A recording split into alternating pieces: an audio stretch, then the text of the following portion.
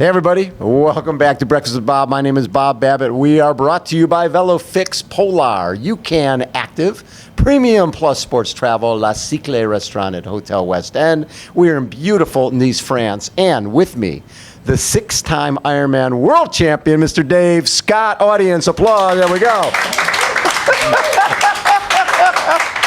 So we're at 70.3 Worlds, and last year you had a front row seat at probably one of the greatest races in the history of our sport with Jan Frodeno and Alistair Brownlee and Javier Gomez and Ben Canute. Being there last year, how special was that? That was sensational, Bob. I mean, certainly one of the best races I've seen all time in all the years, and it was kind of scripted that way, but as you know, you can put your money on the top three, but they performed on that day. And watching the bike ride and Alistair, sort of his aggressive tactic in the ITU races, yes, trying to push the pace, and then realize that he had some baggage with him. Those guys wouldn't relent. And I actually saw the moment that I think he got tired of leading, and he just soft pedaled. And some people, the group that I was with, said, "Oh, he must be injured. He might be pulling out." And I said, "No, he's waiting for the train because he just didn't want to lead the bike leg because he knew it was going to come down to the run." Right. And the run was just historic. I mean, the times were sensational. A little bit of jockeying back and forth, and Javier moving forward, and Jan Frodeno, very steady and right away took the lead. But Alistair coming back at the end, all of a sudden seeing Javier walking at about 11 miles, and he still ran 108. Yeah, 108 walking. Jan was 106. I mean, just a sensational race, and those guys are, in a class by themselves. This year, maybe a little bit different on the mix, just with without Frodeno. Yeah, without Frodeno, but sensational race coming back to last year's in South Africa. Yeah, and what's fascinating to me is when you look at last year's race, Frodeno runs 106 off the bike and basically breaks his hip, right? He's done for Kona. Yeah. And Alistair Brownlee, after the rest of that year, really didn't have much left in his body. And then Javier Gomez comes over to Kona for his first race and ends up getting passed by Cam Wurf in the run. Yeah. So, and Ben Canute's coach said that the rest of the season he was worthless. So that race, that world-class 106, 107, 108, you pay for that when you race that hard a month before another major race. Do you think it's tough to do something like this and have a race like those guys had last year and then come back a month later and try to do it again at twice the distance? Yes, it's close, Bob. We have a September race, and all of a sudden Kona's on the back end of this, less than a month away. So I've always felt it's a difficult double, and they're traveling to different continents, and just the emotional pressure coming into here to perform, because the 70.3 has now become an enormously prestigious race. Absolutely. And with almost 6,000 athletes here, it's incredibly competitive and prestigious. So for those guys and women to turn it around, historically we've seen the women when they would do multiple Ironmans way back in the heyday, and we'd see Laurie Bowden and Heather Fuhrer, and they would do Ironman Canada and able to come back a month later and do well in Kona. But I think it's a tough double. Is it muscle mass that the men have, or is it an emotional element? Probably all of those, and just the resiliency of, okay, I have to have a little bit of rest, but now I need to tack it up again for Kona. I don't know, if I was coaching those top athletes, I would really look carefully at doubling up on these. It's a prestigious double. It's very difficult. Danielle was able to pull it off, but wowie. Remarkable, I think. And I think every year it's going to become more competitive. So the men and women are kind of weighing their odds at both races. What could I win? The other thing is when you look at the splits and you see everybody, back in the day, if you were going 210 for a 56-mile bike ride, that was great. All these guys were 204, right? After swimming 21. And then they're running 106, 107, 108. And so the sport, how much faster can it get? Because going way back, I remember when we would talk about Kona, you'd always say, the guys aren't running any faster. Mark and I ran 240 and 241 back in 89, and up until 2 years ago, nobody had really run any faster. How do you look at the new talent, and how fast can this get? Well, the new talent is faster, at least on paper or Yes. in theory, Yeah. and they haven't done it in Kona, as you cited. And I think, obviously in the World Championships there, everyone wants to exploit their talents. And even when Jan Frodeno won, he's run 106 and a half, and he's cramping. He's really having difficulty in the Ironman race, 2:45. Right. Well, that's slower than his aerobic pace. He doesn't want to run 2:45. The guys now are capable of running 2:35. In Kona. Right. And I think if they can collectively work together as they did, for example, in South Africa last Yes. year, they may pull themselves along. I saw Patrick Lange last night, and everyone's confidence erodes a little bit throughout the year. You finish the big race, can I come back? There's a lot more pressure.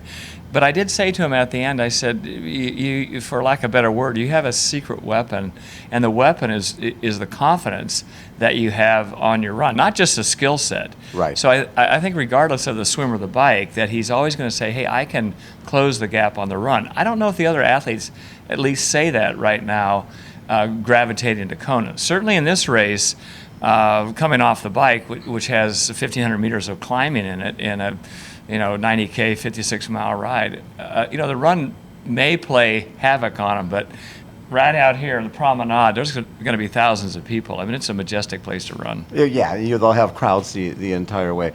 Alistair Brownlee, in his past, has had problems with heat. Yeah. And he's coming to this place on Earth. Well, this is going to be hot, but in Kona is going to be really hot. He'll be doing his first full. How do you look at his, obviously, two-time Olympic gold medalist, but that Achilles heel is the heat? Yeah, he is a cold weather guy. I don't, and he has done well in some warmer ITU races. So I don't want to rule him out. I've always liked his brashness, his aggressiveness, and the assertiveness in the race. And he kind of mandates, stay with me or get off my wheel, or I'm going to drop you in a few minutes. It's going to be a different story, as he found out last year in the Worlds. He can't do that here on the bike, and he can't do it in Kona. Is the heat going to be difficult? The double, I think, is going to be difficult, which we were alluding to. Yes. So, but not taking anything away from him. He's an amazing athlete. He's incredible, remarkable, and he could be a Chrissy Wellington coming into the first time out, and winning. So we're in Kona in a month. We're doing a little our typical our traditional Thursday night get together. Myself, you, this time Mark Allen, which will be the 30th anniversary of Iron War, the great battle between you two, and Alistair will be joining us, and we'll be doing that at Four Seasons Hualalai on that Thursday night, October 10th. I'm looking forward to that. That's going to be pretty fun. I don't even think we put tickets out for sale yet, but it's coming. Yeah, it'll be pretty amazing. I mean, Mark and I were out here stumbling through a 5K this morning, and he had said at the end, well, that was 9-minute pace. And he said, how did we run 6 minutes in Kona? I said, I have no idea. It must have been downhill back then, but I was just wickedly bad out here. And I know a lot of people were, I think they felt sorry for us or something. I was looking at Mark. He looked kind of bent over. Paula was just a stride ahead of us. It was like dreadful. So what was your question, Bob? I forgot what the question was. We were just saying that we're going to be Yeah. talking together at Four Seasons Walleye on October 10th, which will be a lot of fun. Yeah, it will be fun. I think having Mark and I guess the notoriety around 30 years since the '89 race, and we all know the outcome. I wish it could have been a little bit different, but it's a nice story to tell. We are telling this story. 1989thestory.com. Right. Mark and I both have 10 episodes. It's already been launched, so you can go to the website. And yeah, I think it's the first time that we've been able to share our story. Bob, you were at an event in L.A. Yes. And I don't know if that was about 10 years after that. Was that It was correct? 2003. 2003, so 14 years after. Mark and I had not talked about the '89 race ever. No. And so some of the stuff was unveiled in that race, and I said, really? I mean, one of the unusual things, he said, well, Dave runs so erratically. I thought I was like a metronome. I said, well, I just lock in, but I know I don't. I'm maybe a little slower on the uphills, which he obviously, that was part of his plan in the race if we were together, and faster on the downhill. So I think I kind of run to the flow of the lava. Well, I don't know. I guess I am erratic. Well, but you were that day specifically with Mark having the inside position at the aid stations. You were sort of forced. You were running fartleks throughout that race, right? Just to get fuel, and you drop back and go forward. But and obviously, it's a different game when you're side by side, and you've got to get through the aid station, then you got to catch back up. But Yeah, that was pretty we special. haven't got to that chapter yet, Bob. Oh. We'll cover. I brought that up to Mark's attention that he was kind of assertive going on the inside. So He was smart. He was. He is smart. Yeah, I wasn't very smart at that moment, so I just dropped back and did this kind of surging on each mile. And it's been 30 years, Yeah. and I could tell when we first did the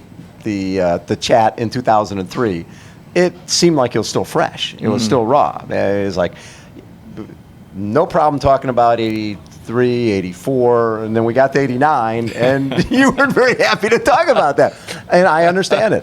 But over time, since you and Mark are not competitors anymore, has it become easier? I think a lot easier, Bob. Yeah. You know, I probably in the last 8 years or so. Yeah. You know, it's come up many, many times. Of course. Certainly the media brings it up. Every interview they talk about 89. Yeah. And can you highlight this? And, you know, after a while I quit biting my tongue, you know, because it was obviously it's becoming a historic race day. Right. And that particular day we both pulled each other along. You know, could I have done it by myself? I wouldn't have really liked the baggage next to me, but you know, I'm not sure that I could have gone as quickly, nor Mark. And Mark's drop from what I don't even know what his time was prior to that, but you know, he had a sensational drop, and you know, he wasn't frightened as he had been in years past. Right. So anyway, yeah, no, we talk about it. We're obviously asked about it here at Nice, the World Championships, almost every interview we do. And, you know, it's a pretty easy topic. Well, and especially, I mean, I tell people all the time, in '88, when you pulled out before the race because of knee injuries, and Mark had 5, 6 attempts and hadn't won the race, we all thought he was going to win. And he ended up flattening a couple times and not winning. And I think some things are meant to be. And what was meant to be is for you guys to be side by side in 1989, and for you to go 18 minutes faster than you'd ever gone in your life. And for Mark Allen to finally get that title, he would have to beat you on the best day you ever had, which is pretty damn special. And the fact that you guys ran 240 and 241, and Patrick Lange's course record is 239, and we're talking 30 years later, it just shows you how ahead of the curve you guys were. Yeah. Patrick Lange actually came up to us after that, and in the quiet history books, Bob, you probably know this, my close friend Pat Feeney, Yellow Pat, he's getting the splits. He said the transition, I can't recall, you are a great numbers guy. Yeah, transition was somewhere included. between 114 and 137. He said, oh, Mark's run time was 238.58, mine was 239, because we didn't have chip timing. Right. So T2 was folded into the run. It's a small little point, but it was, I think, a very nice moment when Patrick came up to me, and Mike Riley just said he has now broken Mark Allen's run record here at Ironman, which it stood the test of time for 28 years or something like that. Patrick said, really, I think the fastest run, Mark, still goes to you. That's pretty cool. Yeah, it was. How about a round of applause for Mr. Dave Scott? Thank you, Big D. Thank you, Bob. That is a wrap for day 2 of Breakfast with Bob. We will catch you guys tomorrow. Thanks, everybody, for tuning in. See ya.